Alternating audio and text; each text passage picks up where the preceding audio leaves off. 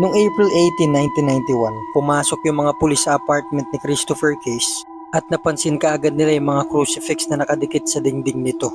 At nakita nila si Chris sa bathtub niya, nakaluhod ito habang nakasandal at wala na itong buhay. Wala silang nakita na kahit anong sugat sa katawan ni Chris. Kaya inireport nila na natural cause ito o inatake ito sa puso. Pero nung narinig ito ng mga katrabaho at mga kaibigan ni Chris, tinanong nila yung mga pulis na hindi nyo ba alam kung ano nangyayari kay Chris 1 linggo bago ito mamatay? Kaya dito sila nagsimula mag-imbestiga at magtanong sa mga kaibigan at mga katrabaho nito. At dito na nila nabuo yung kwento 1 linggo bago mamatay si Chris na hanggang ngayon ay hindi nila maipaliwanag. Dahil si Chris, nahulaan niya kung kailan siya mamamatay.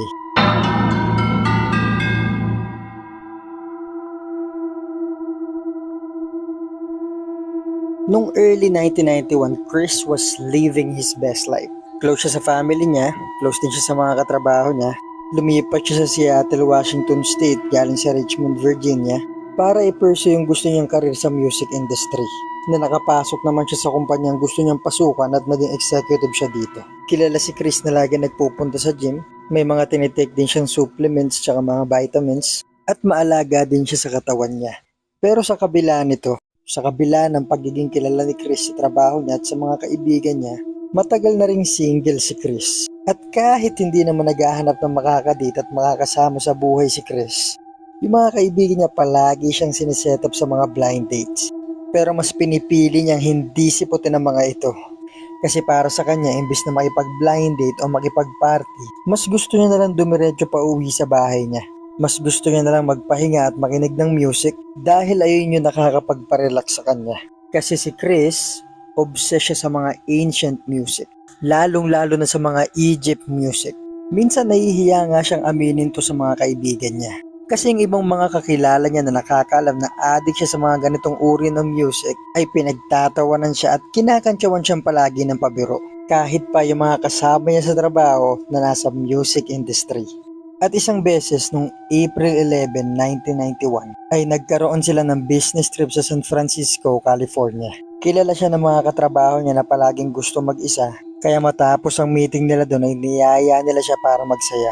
At doon ay may nakakwentuhan siyang magandang babae at alam niya namang mas matanda sa kanya. At nalaman ni Chris na yung babaeng to ay mahilig din sa ancient music. Lalong-lalo na sa Egypt music. Kaya't napasabi na lang din si Chris na paano nangyari to. Ang buo kasing akala niya ay siya na lang ang nakikinig sa mga ganitong uri ng musika. Tapos ngayon malaman-laman niya may ibang tao pa palang nakikinig sa musikang gustong-gusto niya. Hanggang sa umabot na madaling araw ay patuloy lang sila nagkikwentuhan tungkol sa mga musikang gustong-gusto nila.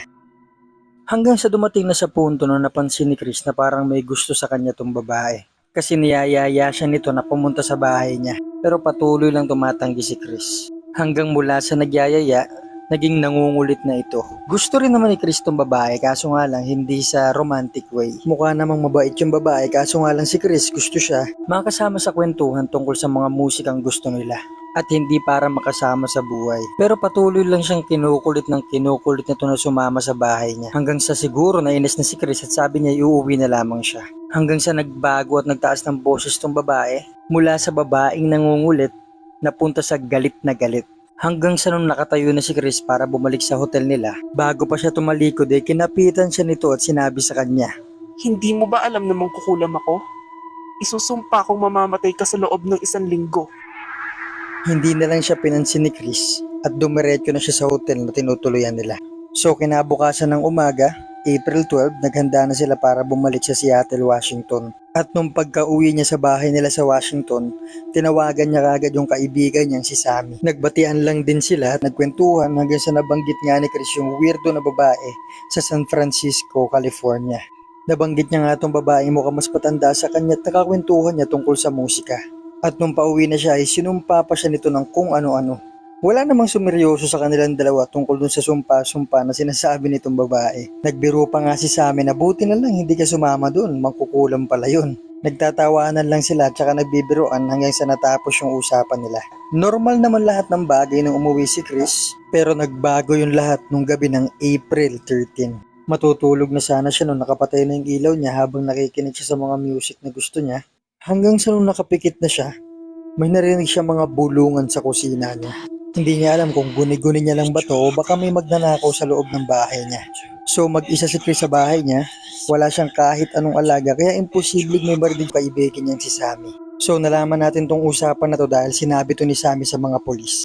So April 14 ng umaga tinawagan siya ni Chris at rinig na rinig niya kaagad yung panic sa boses ni Chris. Nabanggit nito na may naririnig daw siya mga bulungan sa apartment niya, may nakikita daw siya mga aninong tumatakbo sa sulok ng bahay niya, pero pag pinuntahan niya naman to wala siya makitang kahit anong pwedeng panggalingan ng anino na yun. Hanggang sa isang beses may narinig siya mga nagbubulungan dun mismo sa kwarto niya hanggang sa hindi na siya nakatulog at inabot na siya ng umaga. So si Sam naisip niya parang hindi si Chris yung kausap niya. Para matakot to sa mga bulungan at anino naririnig sa apartment niya, parang hindi siya si Chris. Pero rinig na rinig niya sa boses ni Chris na convinced to na may naririnig siya mga bulungan at may nakikita siya mga anino sa bahay niya. Hindi naman makatawag ng pulis si Chris, ano sasabihin niya sa kanila? Na may nagbubulungan sa apartment ko at may aninong nangaharas sa akin? Iisipin lang nila na babaliw na siya. So natapos yung usapan ni Sam tsaka ni Chris, inassure na lang siya ni Sam na sana kung ano man nangyari sa kanya nung gabi na yun, wag na lang sanang mangyari ulit. Pero unfortunately kay Chris, nangyari ulit. So nung gabi ng April 14, nangyari ulit yung parehas na insidente nangyari nung gabi ng April 13. Pero hindi gaya nung gabi ng April 14 na makikita niya yung aninong nasa gilid na ng mata niya. Pero pag nilingon niya ay nawawala naman ito. So parang mas malala yung nangyari ng April 14. Kakahabol ni Chris dun sa anino at kakahanap kung saan nanggagaling yung mga bulungan na yun, hindi na naman siya nakatulog. At nung umaga na nung April 15, hindi tinawagan ni Chris si Sam, siguro kasi nahihiya siya, pero may tinawagan si Chris na dalawa pa nilang kaibigan.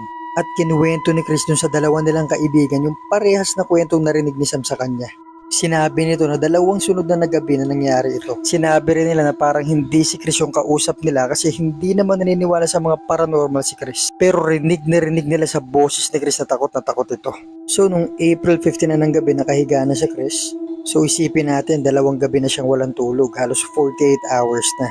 So sinabi na lang ni Chris sa sarili niya na kailangan ko ng matulog. Iniisip niya na lang yung mga nangyari sa kanya ng mga naunang 2 araw ay dala ng pagod at stress sa trabaho. At himala naman kay Chris, nakatulog nga siya. Siguro dala na nga rin ng pagod at saka ng antok ng mga naunang 2 araw. Pagkahiga niya, nakatulog kaagad siya. Kaso nga lang sa kalagitnaan ng gabi, nagising siya. Narinig niya may mga nagbubulungan na naman sa kusina niya at lumipat naman yung bulungan sa sala niya. Nung tatayo na sana siya para puntahan ito, doon niya na-realize na hindi niya maigalaw yung katawan niya. So yung takot ni Chris nung oras na yun lalong tumaas kasi hindi niya maigalaw yung katawan niya. Naigagalaw niya lang yung mata niya, inililibot niya ito sa kwarto para makita niya kung may ibang tao ba sa apartment niya. Tapos lumipat naman yung bulungan sa closet sa loob ng kwarto niya. Tapos lumipat naman sa ilalim ng kama niya. At dahan-dahan galing sa ilalim ng kama niya, dahan-dahang tumayo tong malaking aninong hindi niya makita kung tao ba yun o kung ano man. At dahan-dahan nilagay nung anino na to sa liig ni Chris yung 2 kamay niya at nagsimula siya nitong sakalin. So si Chris naghahabol siya ng hininga, hindi siya makahinga ng mga oras na yun. At dahan-dahan siyang binuhat nito at binagsak pabalik sa kama niya. At bigla na lang nawala tong malaking anino na to. So inisip ni Chris na babalik din tong anino na to at papatayin siya nito ngayong gabi.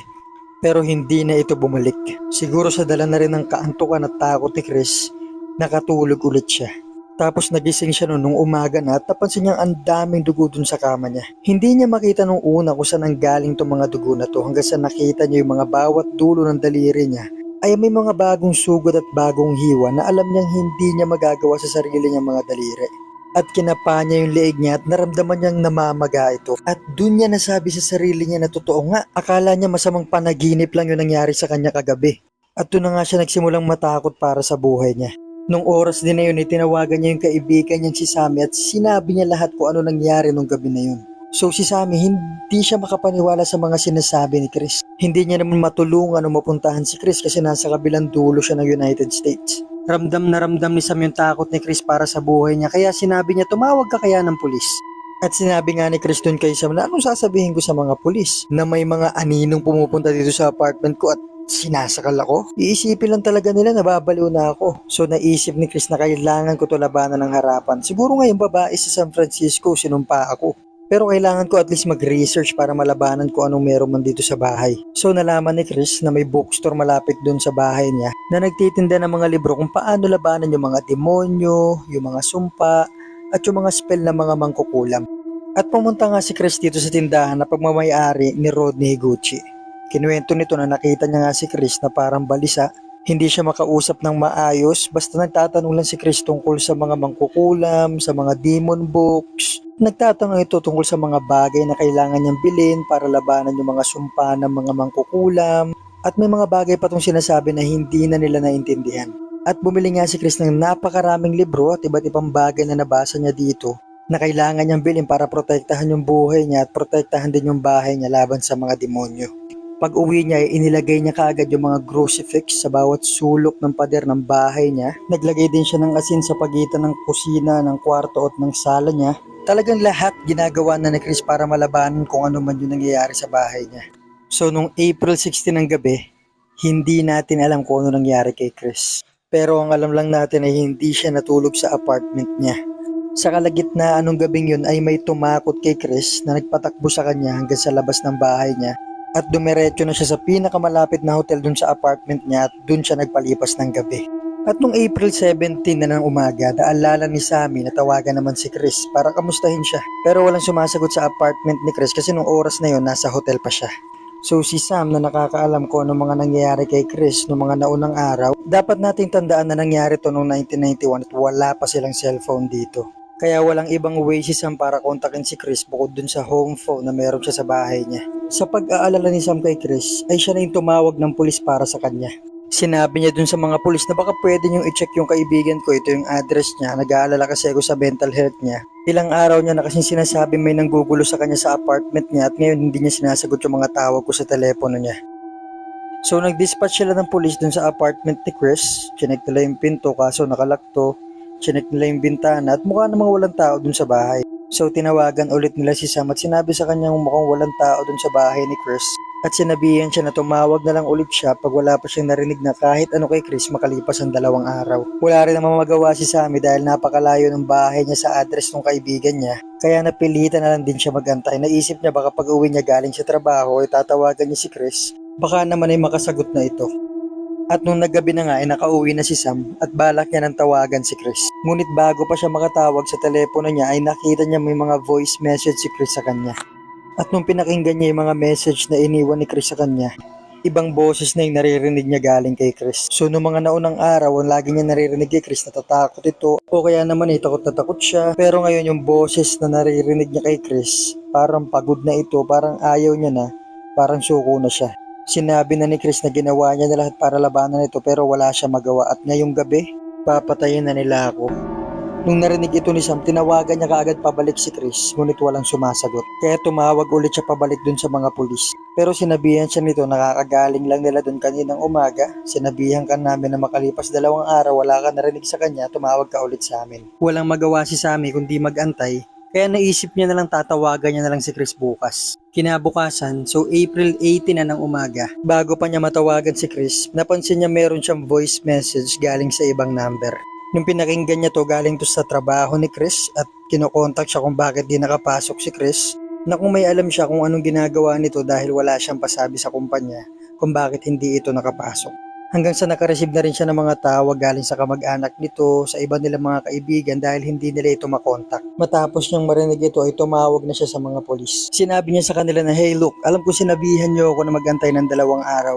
Kaso kasi wala kaming kontak sa kanya. Hindi rin siya pumasok sa trabaho na walang pasabi. Nag-aalala na kami sa kanya baka pwede niyo siyang puntahan." At nag-dispatch na nga sila ng 2 polis para i-check si Chris. So pagdating ng mga pulis dun sa bahay ni Chris, kumatok muna sila at nakita nilang bukas yung pinto. Tinawag nila yung pangalan ni Chris at nagpakilala sila mga pulis pero wala silang naririnig na kahit anong tunog sa bahay nito. Kaya nagdesisyon na silang pumasok sa loob. Pagpasok nila nakita kaagad nila yung mga crucifix na nakadikit sa bawat dingding ng bahay ni Chris. Pansin din nila yung mga asin na nakakalat sa buong bahay niya, sa mga pintuan at sa mga dingding nito. At nakita rin nilang ang daming mga kandila sa sahig nito pero di nila makita si Chris. Pumasok sila sa kwarto nito sa kusina hanggang sa nakarating sila sa CR at nakita nila dito yung mga marka na pinagtirikan ng kandila na nakapalibot sa bathtub kung nasan si Chris. Sinubukan pa nilang i-check ito at kausapin pero doon nila nalaman na patay na pala si Chris. Wala silang nakitang kahit anong sugat sa katawan niya. Kaya doon na nila inireport na inatake ito sa puso. Kaya doon na sila tinanong ng mga kamag-anak, mga kaibigan at mga katrabaho ni Chris na kung hindi ba nila alam kung ano nangyayari kay Chris isang linggo bago ito mamatay. At dito na nga nagsimula magtanong at mag-imbestiga yung mga pulis at dito nila nabuo yung kwento na hindi nila maipaliwanag hanggang ngayon. Naging hati yung opinyon ng mga tao sa kwento ni Chris. Sabi nung iba, na-stress ito o na-depress sa trabaho at nagkaroon ng mental break. Sabi naman ng iba ay nagkatotoo yung sumpa ng babaeng nakilala nito sa San Francisco, California. At hanggang ngayon wala pa rin nakakaalam kung ano nangyari kay Chris nung gabi, nung April 17, 1991.